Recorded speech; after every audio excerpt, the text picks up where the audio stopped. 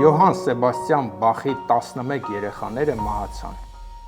Բախը 10 տարեկանում արդեն որբ էր, իսկ հետո էլ դժբախտությունը երես չթեքեց նրանից, երբ ամուսնացավ Մարիա Բարբարայի հետ։ Նա հետագայում կորցրեց իր կրտսեր դստերը, ապա 3 որդուն, ապա հենց կնոջը Մարիային։ Բախը երկրորդ անգամ ամուսնացավ Աննա Մագդալենայի հետ, որից հետո մահացան նրա ևս 4 դուստրերը եւ 3 որդիները, 11 սիրելի զավակներ։ Ինչպես Բախը հաղթահարեց այս անդառնալի կորուստները, ինչպես նա չկորցրեց իր միտքը եւ չխելագարվեց, ինչպես նրա սիրտը չդադարեց բաբախել, եւ ամենակարևորը, ինչպես նա շարունակեց գրել երաժշտություն, ամենագեղեցիկ երաժշտությունը, որ մարդկային մշակույթի գագաթներից է։ Նա գրել է ավելի քան 1000 ստեղծագործություն, հոգևոր ու աշխարհիկ երգեր, երգչախմբային եւ նվագախմբային գլուխգործոցներ, ինչպես նաեւ հանճարեղ գործիքային ստեղծագործություններ, երգեհոնի, դաշնամուրի եւ այլ գործիքների համար։ Հատկանշական է, որ նա միշտ իր ստեղծագործությունների սկզբում գրում էր. «Օգնիր ինձ,